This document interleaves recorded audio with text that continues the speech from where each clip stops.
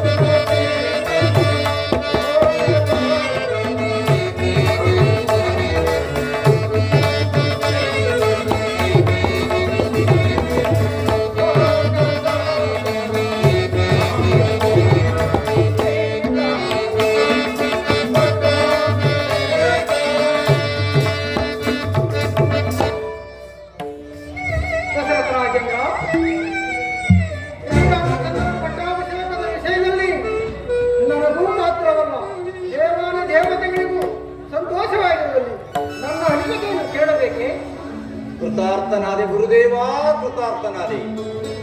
ಸುಮಂತ್ರ, ಇದಕ್ಕೆ ತಮ್ಮ ಅಭಿಪ್ರಾಯವನ್ನು ತಿಳಿಸಲೇ ಇಲ್ಲವಲ್ಲ?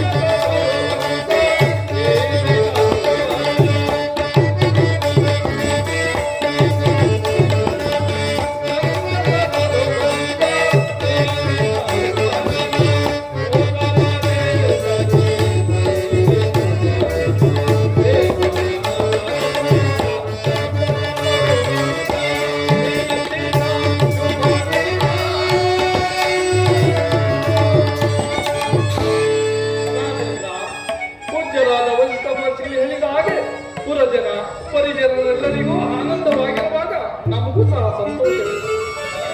ಬಹಳ ಸಂತೋಷವಾಯಿತು ಸುಮಂತ್ರರೇ, ಬಹಳ ಸಂತೋಷವಾಯಿತು ಸುಮಂತ್ರರೇ. ಹಾಗಾದರೆ ನೀವು ಈಗಲೇ ಹೋಗಿ ಶ್ರೀರಾಮಚಂದ್ರನನ್ನು ಕರೆದುಕೊಂಡು ಬಂದರು. ಅಪ್ಪಣೆ ರಾಜೇಂದ್ರ. ಗುರುದೇವ, ಶ್ರೀರಾಮಚಂದ್ರನ ಪಟ್ಟಾಭಿಷೇಕಕ್ಕೆ ಶುಭ ಮುಹೂರ್ತವೊಂದನ್ನು ಹೇಳಿರಿ. ದಶರಥ ರಾಜೇಂದ್ರ, ನಾಳೆ ಬಹಳ ಸಂತೋಷ. ನಾಳೆ ಪಂಚಮಿ ಗುರುವಾರ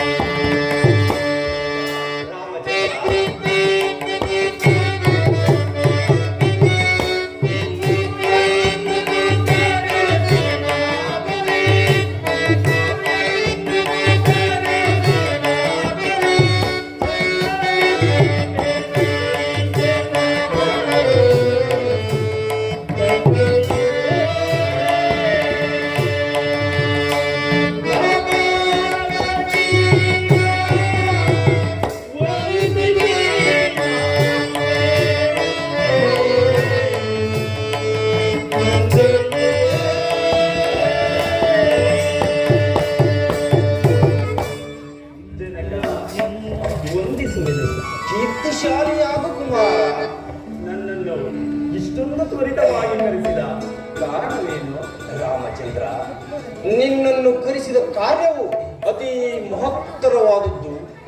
60 ಸಹಸ್ರ ವರ್ಷಗಳ ಕಾಲ ಅವಿಚ್ಛಿನ್ನವಾಗಿ ರಾಜ್ಯಭಾರ ಮಾಡಿ ಬೇಸತ್ತ ನಾನು ಈ ಕೋಸಲ ಸಾಮ್ರಾಜ್ಯವನ್ನು ನಾಳೆಯೇ ನಿನಗೆ ಪಟ್ಟಾಭಿಷೇಕವನ್ನು ಕಟ್ಟಿ ನಾನು ವಿಶ್ರಾಂತಿಯನ್ನು ಪಡೆಯಬೇಕೆಂದಿರುವೆನು ಕುಮಾರ.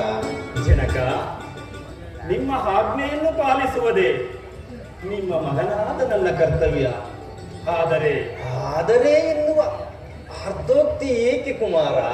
ಭರತ ಶತ್ರುಘ್ನರು ಈ ಅಯೋಧ್ಯೆಯಲ್ಲಿ ಇಲ್ಲದಿರುವ ಸಮಯದಲ್ಲಿ ನನ್ನ ಪಟ್ಟಾಭಿಷೇಕಕ್ಕೆ ಅವಸರ ಬೇಕೆ? ರಾಮಚಂದ್ರ, ಗುರುಗಳಾದ ವಶಿಷ್ಠ ಮಹರ್ಷಿಗಳು ನಿಶ್ಚಯಿಸಿರುವ ಲಗ್ನವು ತ್ವರಿತವಾದ ಕಾರಣ ಈ ಕಾರ್ಯವನ್ನು ತ್ವರಿತವಾಗಿ ಮಾಡಬೇಕಾಗಿದೆ. ಅಲ್ಲದೆ ಈ ವಿಚಾರವನ್ನು ಭರತ ಶತ್ರುಘ್ನಿಗೂ ಹೇಳಿ ಕಳಿಸುತ್ತೇನೆ. ರಾಮಚಂದ್ರ, ಆಲಸ್ಯಂ ಅಮೃತಂ ವಿಷಂ. ಶುಭ ಕಾರ್ಯಕ್ಕೆ ವಿಳಂಬವೇ ವಿಷಕಾರಿಯಾಗಬಹುದು. ಆದ್ದರಿಂದ ನೀನು ಗುರುಗಳ ಅಪ್ಪಣೆಯನ್ನು ಪಡೆದು ಮುಂದಿನ ಕಾರ್ಯದಲ್ಲಿ ವಿಲ್ಪನಾಗು. ಮಹದ ವಂದಿಸುವೆನು. ಏನು ಮಂಗಳ ಸ್ನಾನವನ್ನು ಮಾಡಿ ಸುತ್ತಲಬೋತನಾಗಿ ಕಾಲವರಿದ್ದು ಬಂದು ರಕ್ಷಾಬಂಧನವನ್ನು ಕೊಟ್ಟವನು. ಧನ್ಯನಾದೆ ಗುರುದೇವ, ಧನ್ಯನಾದೆ.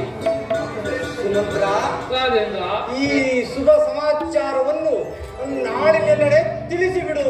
ಅಪ್ಪಣೆ ರಾಜೇಂದ್ರ.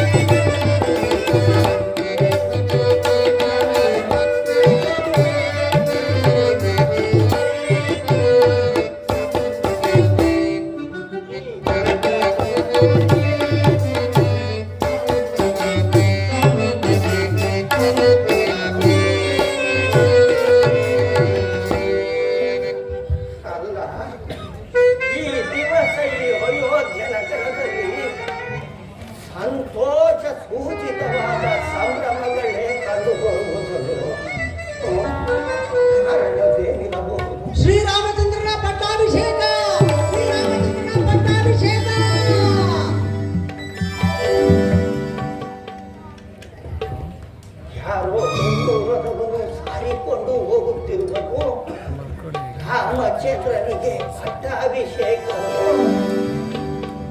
ಕೊಯ್ಕೆಗೆ ಕಷ್ಟ ಬಂತು ಅಂದರೆ ರಾಮಚಂದ್ರನಿಗೆ ಪಟ್ಟಾಭಿಷೇಕವಾದರೆ ರಾಮಚಂದ್ರನು ಅಯೋಧ್ಯೆಯ ರಾಜನಾಗುವನು. ಇದರಿಂದ ಲೋಕ ಕಲ್ಯಾಣವೆಲ್ಲವೂ ಸ್ಥಗಿತವಾದಂತೆಯೇ. ನನಗೆ ಪಟ್ಟಾಭಿಷೇಕ ಆಗಕೂಡದು. ಏನು ಮಾಡಲು? ಇದಕ್ಕೆ ನನ್ನ ಕೈಕಾದೇವಿಯೇ ಸಮರ್ಥಳು. ತಡಬೇಕೆ, ಈಗಲೇ ನಮ್ಮ ರಾಣಿಯ ಮಂದಿರಕ್ಕೆ ಹೋಗಿ ಪಟ್ಟಾಭಿಷೇಕ ಮಾಡಿಸ್ತೀನಿ.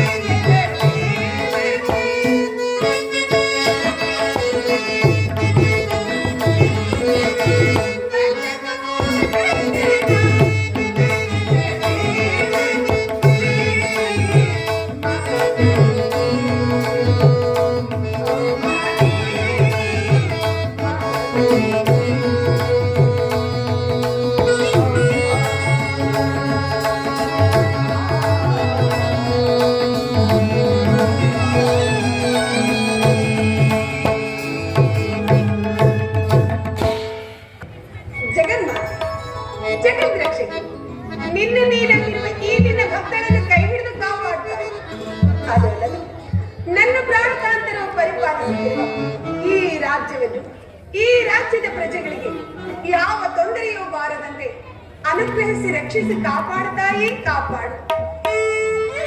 ಪ್ರಾಣಪಾಂತರು ಅಂತಃಪುರದ ಕಡೆ ಬಾರದಿರಲು ಕಾರಣವೇನಿರಬಹುದು? ಮನಸ್ಸಿನ ಕಳವಳ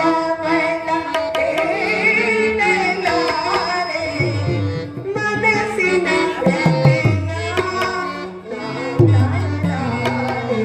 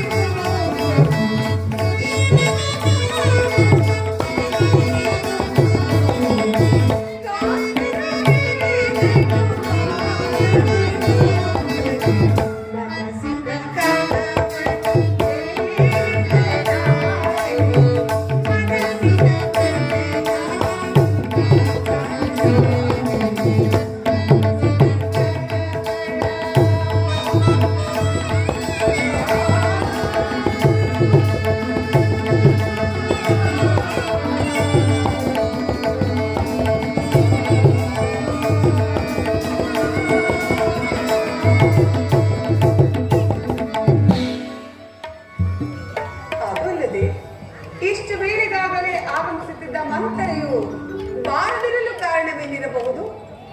ಓ, ಆಕೆ ಬರುತ್ತಿರು ಬರಲಿ. ಸಾರಿದ್ದು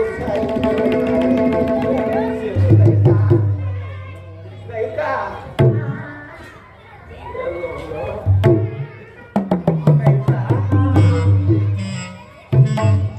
ಮಂಥರ, ಸುಖಾಗಮನವೇನೆ? ನನ್ನ ಸುಖವಾಗಿರಲಿ, ನೀನೊಬ್ಬಳು ಸುಖವಾಗಿದ್ದರೆ ಎಲ್ಲರೂ ಸುಖವಾಗಿದ್ದಾರೆ. ನನಗೇನಾಗಿರುವುದು? ನಾನು ಬಹಳ ಚೆನ್ನಾಗಿ ಇರುವನಲ್ಲ. ಅದರಲ್ಲಿ ಈ ನಿನ್ನ ಮುಖ ಕಮಲವನ್ನು ನೋಡ್ತಿದ್ದರೆ ಯಾವುದೋ ಸಂತಾಪ ಸೂಚಿತವಾದ ವಾರ್ತೆಯನ್ನು ತಂದಂತಿರುವುದು. ಅದೇನೆಂದು ಹೇಳಬಾರದೇನೆ? ರಾಮನಿಗೆ ಪಟ್ಟಾಭಿಷೇಕವಂತೆ ಏನು ಹೇಳಿದೆ?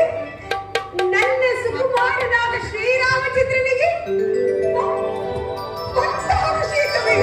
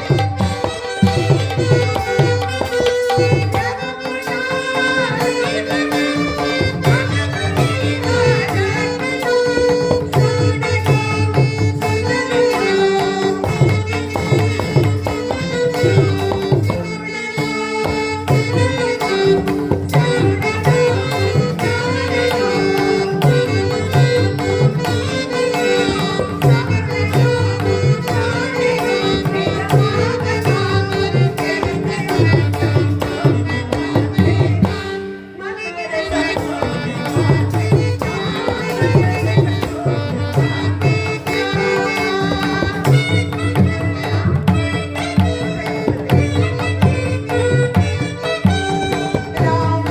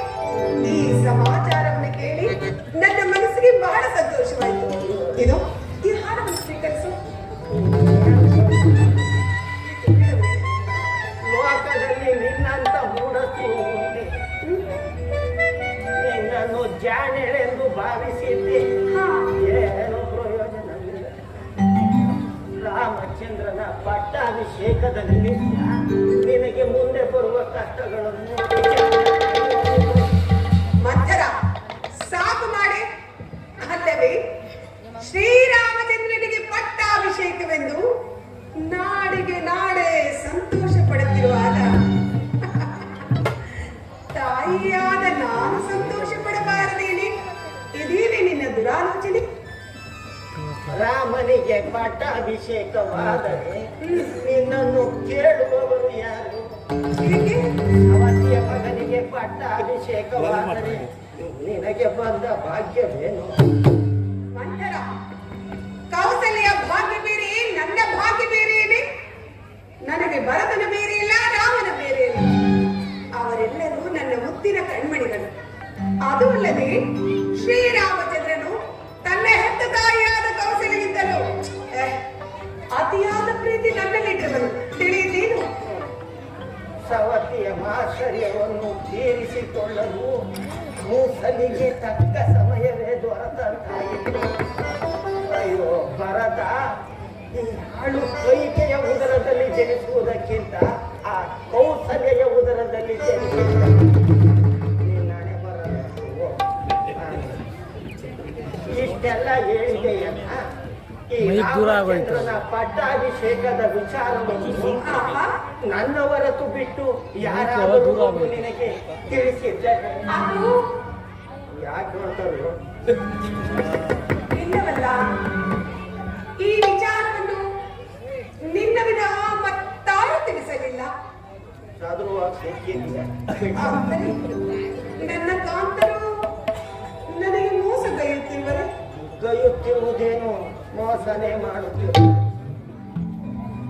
ರಾಮಚಂದ್ರನಿಗೆ ಪಟ್ಟಾಭಿಷೇಕವಾದ ನನಗಾಗುವ ತೊಂದರೆ ಏನು? ಅಯೋಧ್ಯೆಯ ರಾಜನಾಗುವನು, ಆಗಲಿ. ಕೌಸಲ್ಯ ರಾಜಮಾತೆಯಾಗುವಳಲ್ಲ. ಆದರೇನಂತೆ? ಇದೊಳ ಸ್ವಲ್ಪ ಹಾಗೇನಾದರೂ ಆದರೆ ನಿನ್ನ ಮಗ ಭರತ ರಾಮನಿಗೆ ದಾಸನು, ನೀನು ಕೌಸಲ್ಯಗೆ ಮಂಥರ, ಏನು? ನಾನು ಕೌಸಲ್ಯ ದಾಸಿಯಾಗಬೇಕೆ? ನನ್ನ ಕುಮಾರ ರಾಮನ ದಾಸನಾಗಬೇಕೆ? ಆದರೆ ನನ್ನ ಕಾಂತರು ಮೋಸ ಮಾಡ್ತಿರುವರು. ಯಾರನ್ನು ನಂಬಲಿ, ಯಾರನ್ನು ಬಿಡಲಿ? ನನಗೆ ದಿಕ್ಕೇ ತೋರಿದಂತಾಗಿತ್ತು. ನಾನಿಂದ ಮೋಸ ಹೋದೆ. ಈಗ ನಾನೇನು ಮಾಡಲಿ ಮಂಥರ? ನಾನು ಹೇಳಿದ್ದಂತೆ ಮಾಡುವೆವು. ಆಪತ್ಕಾಲದಲ್ಲಿ ಆದವರೇ ನೆಂಟರಂತೆ. ಈಗ ನಿನ್ನನ್ನು ಬಿಟ್ಟರೆ ನನಗೆ ಗತಿ ಯಾರು? ಅದೇನೆಂದು ಹೇಳಬಾರದೆ? ಕೇಳಲಿಲ್ಲ ಅಂದ್ರೆ ಬಿಡೋಣ. ನಿನಗೆ ನೆನಪಿರಬಹುದು, ಇಲ್ಲೇ ದೇವಾಸುರರ ಯುದ್ಧ ಕಾಲದಲ್ಲಿ ನೀನು ಮಾಡಿದ ಸಾಹಸಕ್ಕೆ ಮೆಚ್ಚಿ 2 ವರಗಳನ್ನು ಕೊಟ್ಟಿರಲಿಲ್ಲವೇ? ಹಾ, ಆ ವರಗಳನ್ನು ಸಮಯ ಬಂದಾಗ ಕೇಳಿಕೊಳ್ಳುವುದಾಗಿ ನಾನೇ ತಿಳಿಸಿರುವೆನಲ್ಲ. ಈಗ ಕೇಳಿ. ಏನು? ನಾನು ವರಗಳನ್ನು ಕೇಳಿಕೊಳ್ಳಬೇಕೆ? ಏನೆಂದು ಕೇಳಿಕೊಳ್ಳಲಿ? ಕೇಳಿಕೊಳ್ಳುವ ವಿಧಾನವೇ ನನಗೆ ತಿಳಿಯದಲ್ಲ. ಈ ರೀತಿಯಾಗಿ ಯಾವ ರೀತಿಯಾಗಿ? ಮೊದಲನೇ ವರಕ್ಕೆ ಆಹಾ. ಈಗ ನಡೆಯಬೇಕಾಗಿರುವ ರಾಮಚಂದ್ರನ ಪಟ್ಟಾಭಿಷೇಕವನ್ನು ತಪ್ಪಿಸಿ ತಪ್ಪಿಸಿ ನಿನ್ನ ಮಗನಾದ ಭರತನಿಗಾಗಬೇಕೆಂತಲೂ ಕೇಳು. ಏನು ಹೇಳಿದೆ? ಭರತ? ಬಾಯಿ ಬಂದಿದ್ದಲ್ಲೇ ತಾಯಿ. ಎಂಥ ಬುದ್ಧಿವಂತೆ ನೀನು! ಅಪಾಯಕ್ಕೆ ತಕ್ಕ ಉಪಾಯ. ಮೆಚ್ಚಿದನು ನಿನ್ನ ಜಾಣ್ಮೆಯನ್ನು. ಮುಳುಚಿದರೆ ಅದು ಸರಿ. ಎರಡನೇ ವರಕ್ಕೆ ಏನೆಂದು ಕೇಳಿಕೊಳ್ಳಬೇಕು? ಆ ರಾಮಚಂದ್ರನು ನಾರು ಮುಡಿ ಹುಟ್ಟು ದೀಕ್ಷಾ ಬದ್ಧನಾಗಿ 14 ವರ್ಷ ಅರಣ್ಯವಾಸ ಮಾಡಬೇಕೆಂದು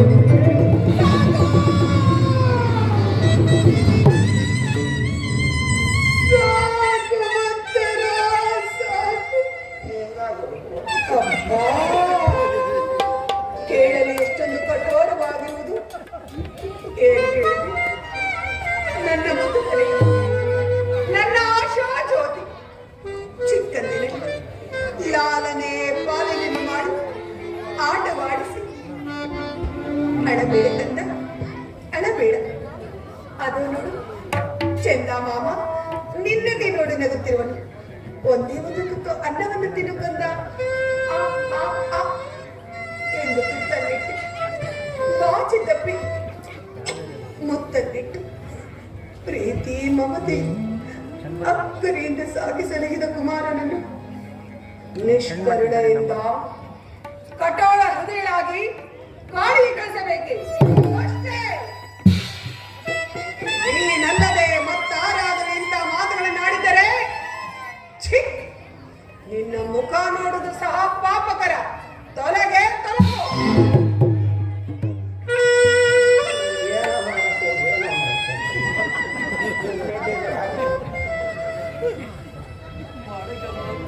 ಕಂಡದ್ದನ್ನು ಹೇಳಿದರೆ ಕೆಂಡದಂತಹ ಕೋಪ. ಹೋಗಲಿ ಬಿಡು, ನನ್ನ ಮಗನೇನಾದರೂ ರಾಜ್ಯವಾಡಬೇಕು. ನಾನೇನು ನಿನ್ನೆ ಸಾಯಬೇಕು, ನಾಳೆಯೇ ಸಾಯಬೇಕು. ಪಟ್ಟಾಭಿಷೇಕ ಹಿಂದೆ ನಿನ್ನ ಮಗನನ್ನು ಅವರ ಮಾವನ ಮನೆಗೆ ಏತಕ್ಕೆ ಕಳುಹಿಸಬೇಕು.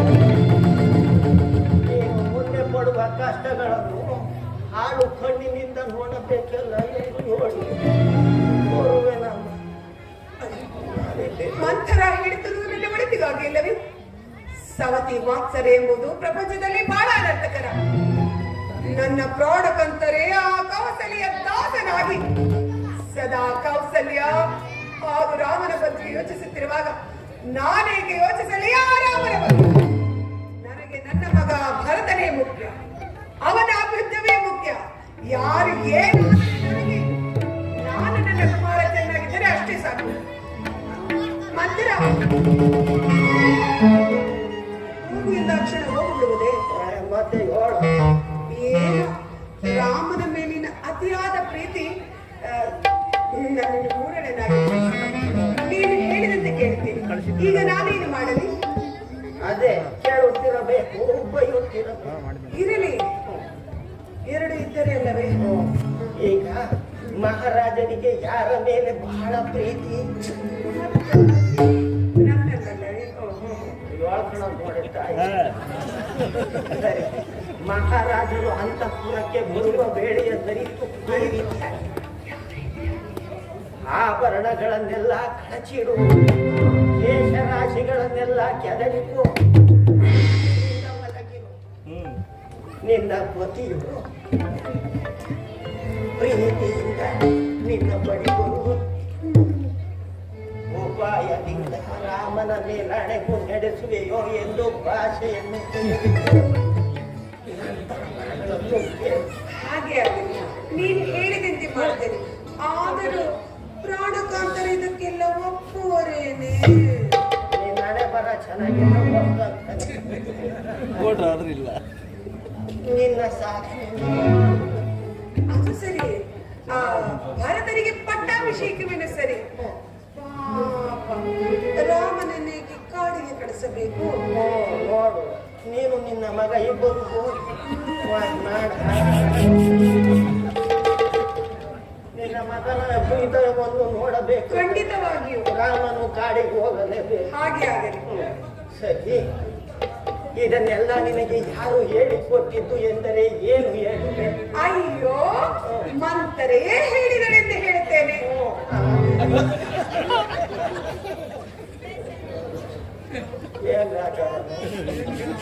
ನನ್ನ ವಿಚಾರವೇ ಹಾಗೆ ಮಾಡಿಬಿಟ್ಟು ಯಾಕೆ ಹಾಗೆ ಆಗುತ್ತೆ. ಮಹಾರಾಜರು ಬರುವ ಬೇಡಿ ಆಯಿತು.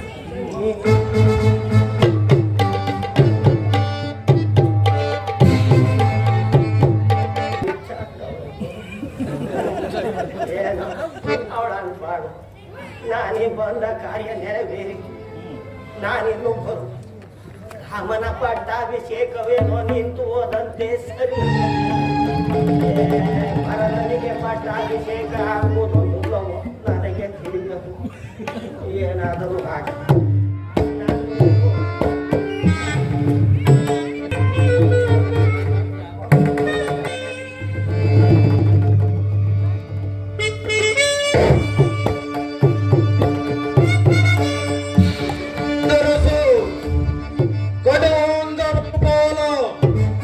ದಶರಥ ಮಹಾರಾಜ ವಿಜಯತೆ, ದಶರಥ ಮಹಾರಾಜ ವಿಜಯತೆ.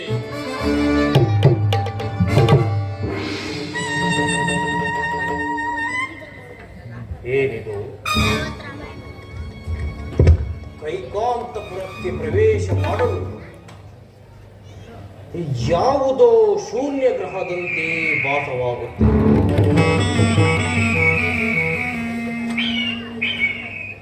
ನಾನು ಬಂದೊಡನೆ ಪ್ರೀತಿ ವಿಶ್ವಾಸಗಳಿಂದ ಆದರಿಸುತ್ತಿದ್ದ ನನ್ನ ಕೈಕ ಇಂದು ಕಾಣುತ್ತಿಲ್ಲವೇಕೆ? ಕೈಕಾ ಕೈಕಾ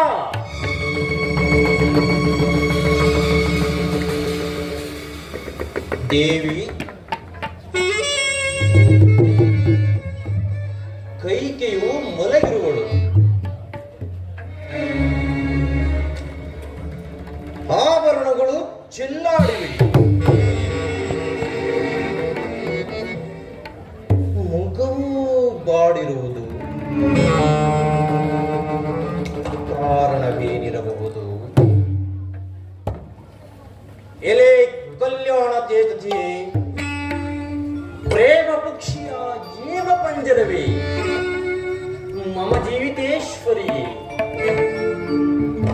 ಕಾರಣವೇನು ಈ ನಿನ್ನ ವ್ಯಾಕುಲತೆಗೆ? ಧೂಳು ಹೊತ್ತಿರುವ ಈ ನಿನ್ನ ಮೈಯನ್ನು ನೋಡಿ ಸಿಡಿಲು ಬಡಿದ ಬಾಳೆ ಗಿಡದಂತೆ ಭಾಸವಾಗುತ್ತಿರುವುದು. ಕಾರಣವೇನು ಪ್ರೇಯಸಿ ಈ ನಿನ್ನ ಕೋಪಕ್ಕೆ?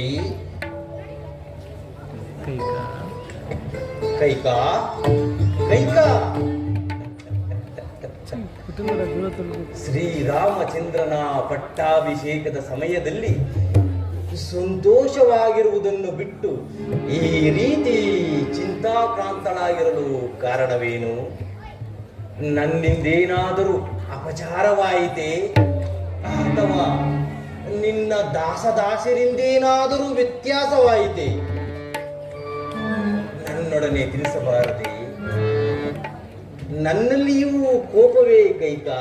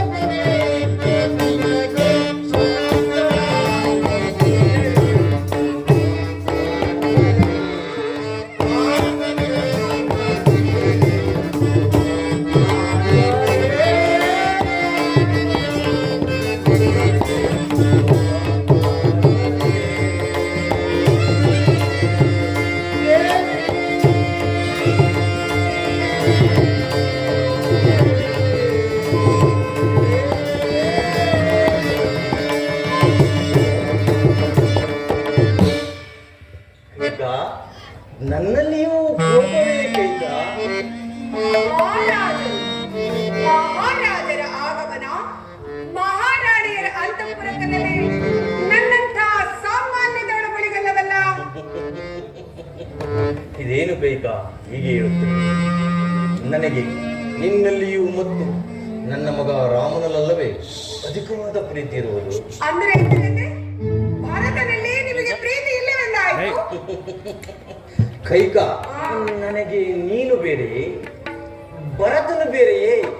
ನನ್ನ 4 ಜನ ಪುತ್ರರ ಮೇಲೂ ನನ್ನ ಸಮಾನವಾದ ಪ್ರೀತಿ ಇದ್ದೇ ಇರುವುದು ದೇವಿ. ಹೌದು ಸ್ವಾಮಿ, ಹೌದು. ನಾನು ಅದನ್ನು ಚೆನ್ನಾಗಿ ಬಲ್ಲೆನು. ನನ್ನ ಮಕ್ಕಳನ್ನು ನನ್ನ ತವರು ಮನೆಗೆ ಕಳಿಸಿ ಅವರಿಲ್ಲದ ಸಮಯದಲ್ಲಿ ಶ್ರೀರಾಮಚಂದ್ರನಿಗೆ ಪಟ್ಟಾಭಿಷೇಕವನ್ನು ಏರ್ಪಡಿಸಿರುವ ಈ ನಿಮ್ಮ ಕುತಂತ್ರವನ್ನು ನೋಡಿದರೆ ಅರ್ಥವಾಗುವುದಿಲ್ಲವೇ? ಕೈಕ, ಗುರುಗಳಾದ ವಸಿಷ್ಠ ಮಹರ್ಷಿಗಳು ನಿಶ್ಚಯಿಸಿರುವ ಲಗ್ನವು ತ್ವರಿತವಾದ ಕಾರಣ ಈ ಕಾರ್ಯವನ್ನು ತ್ವರಿತವಾಗಿ ಮಾಡಬೇಕಾಗಿದೆ. ಅಲ್ಲದೆ ಈ ವಿಚಾರವನ್ನು ಭರತ ಶತ್ರುಘ್ನಿಗೂ ಹೇಳಿ ಕಳಿಸಿದ್ದೇನೆ. ಅವರು ಸಹ ಸಕಾಲಕ್ಕೆ ಬರುವ ನಿರೀಕ್ಷೆ ಇದೆ. ಈ ಸಣ್ಣ ವಿಷಯಕ್ಕೆ ಇಷ್ಟೊಂದು ಕೋಪವೇ? ಇಲ್ಲಿ ಬಾ ಕೈಕ, ಇಲ್ಲಿ ಬಾ ಕೈಕ. ಕುಳಿತುಕೊಂಡು ಕೈಕ.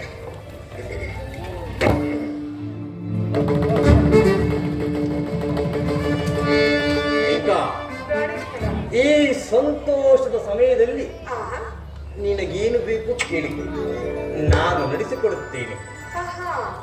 ನಾನು ಏನೇ ಕೇಳಿದರೂ ನೆರವೇರಿಸುವಿರಾ ಸ್ವಾಮಿ? ನೀನೇನು ಕೇಳಿದರೂ ನೆರವೇರಿಸಿಕೊಡುತ್ತೇನೆ ಕೈಕ. ಪ್ರಾಣೇಶ್ವರ, ಹಿಂದೆ ದೇವಾಸುರರ ಯುದ್ಧದಲ್ಲಿ ನಾನು ತಮಗೆ ಮಾಡಿದ ಸಹಾಯಕ್ಕೆ ಮೆಚ್ಚಿ ತಾವು ನನಗೆ 2 ವರಗಳನ್ನು ಕೊಟ್ಟಿದ್ದೀರಿ, ನೆನಪಿರುವುದೇ?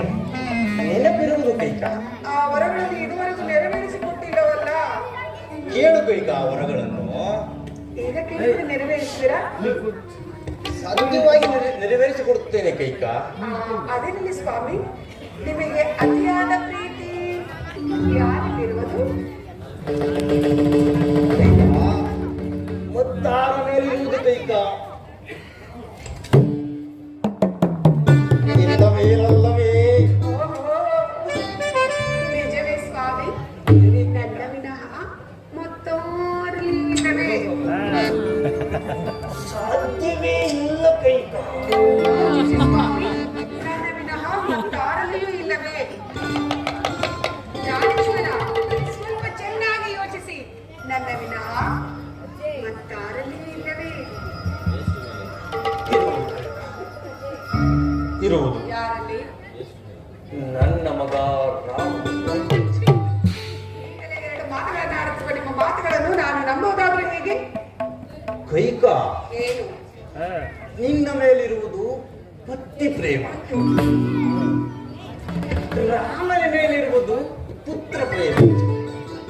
ಸರಿ, ಹಾಗಾದರೆ ನಿಮ್ಮ ಪ್ರೀತಿಯ ಪುತ್ರನಾದ ಶ್ರೀರಾಮನಾಡಿಯಾಗೋ ನನ್ನ ಮಾತನ್ನು ನೆರವೇರಿಸಿಕೊಡುತ್ತೇನೆ ಎಂದು ವಚನವನ್ನು ಕೊಡಿ. ಈಗ ಏನು ಹೇಳುತ್ತಿರುವೆ? ದೀಕ್ಷಾಬದ್ಧನಾಗಿ ಕುಳಿತಿರುವ ರಾಮನ ಮೇಲೆ ಹಾಳೆ ಪ್ರಮಾಣಗಳೇಕೆ? ನೀನು ಕೇಳುವ ಕಾರ್ಯವು ಎಷ್ಟೇ ಕಷ್ಟ ಸಾಧ್ಯವಾದರೂ ನಾನು ಸಂತೋಷವಾಗಿ ನಡೆಸಿಕೊಡುತ್ತೇನೆ. ಕೇಳಬೇಕು. ಸಾಧ್ಯವಿಲ್ಲ ಸ್ವಾಮಿ, ಸಾಧ್ಯವಿಲ್ಲ. ಶ್ರೀರಾಮನಾಡಿಯಾಗೋ ನನ್ನ ಮಾತನ್ನು ನೆರವೇರಿಸಿಕೊಡುತ್ತೇನೆ ಎಂದು ಹೇಳಿದರೆ ಕೇಳಿಕೊಳ್ಳುತ್ತೇನೆ, ಇಲ್ಲವಾದರೆ ಬಿಡಿ.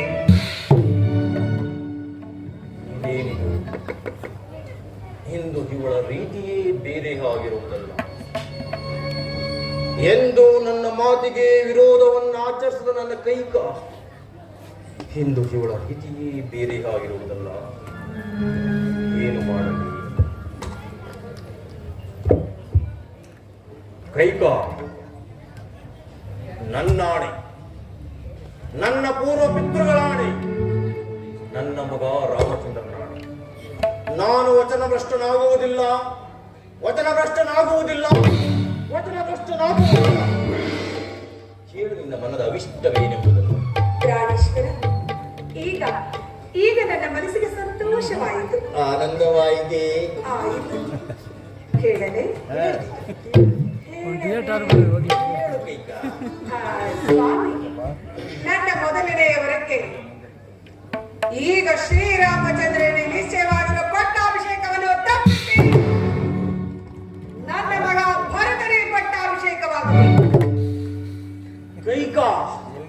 ಏನು ಹೇಳುತ್ತಿರುವೆ? ರಾಮನಿಗೆ ನಿಶ್ಚಯವಾಗಿರುವ ಪಟ್ಟಾಭಿಷೇಕವನ್ನು ತಪ್ಪಿಸಿ ನಿನ್ನ ಮಗನಾದ ಭರತನಿಗೆ ಮಾಡಬೇಕೆ? ಹೌದು. ಹಾಗಾದರೆ ನಿನ್ನ ಎರಡನೇ ವರ? ನನ್ನ ಎರಡನೇ ವರಕ್ಕೆ ಶ್ರೀರಾಮಚಂದ್ರನು ಜಟಾವಲ್ಕರ ಧಾರಿಯಾಗಿ ನಾನು ಮಡಿಯಲ್ಲಿಟ್ಟು ಪುರಪ್ರವೇಶವಿಲ್ಲದೆ 14 ವರ್ಷಗಳ ಕಾಲ ವನವಾಸಕ್ಕೆ ಹೋಗಬೇಕು.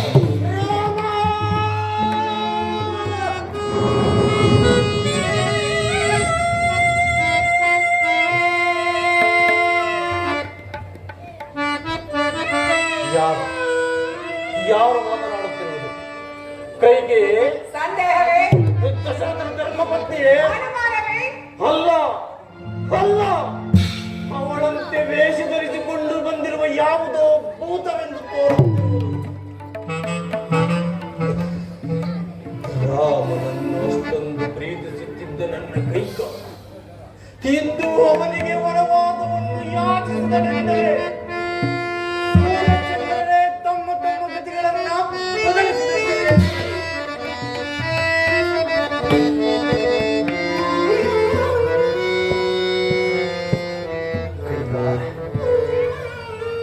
ಚಿತ್ತ ಭ್ರಮಣೆಯಿಂದ ಮನಸ್ಸು ದಿಕ್ಕೆಟ್ಟು ಸ್ಥಳಪಲ್ಲಟವಾಗಿ ಈ ದಿನ ಈ ರೀತಿ ಮಾತನಾಡುತ್ತಿರುವೆಯ?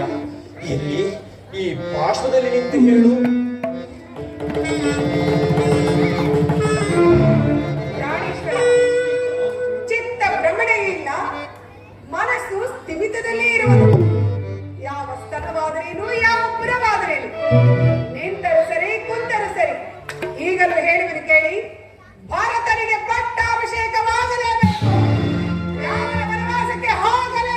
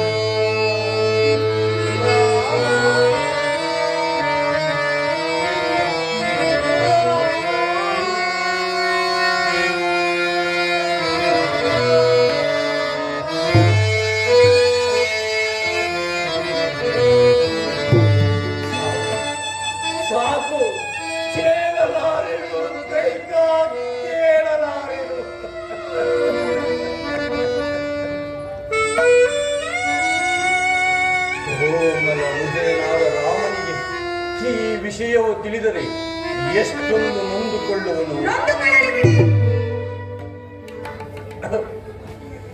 ಅಲ್ಲದೆ ಅಯೋಧ್ಯೆಯ ಜನರು ಪರಿಪರಿಯಾಗಿ ನಿನ್ನನ್ನು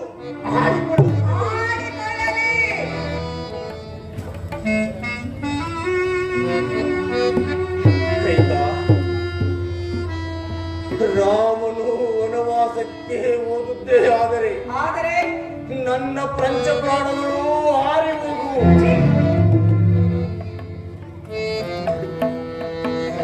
ಆಗ ನೀನು ವಿಧಿವೆಯಾಗಿ ಜನರ ನಿಂದನೆಗೆ ಗುರಿಯಾಗುವೆ.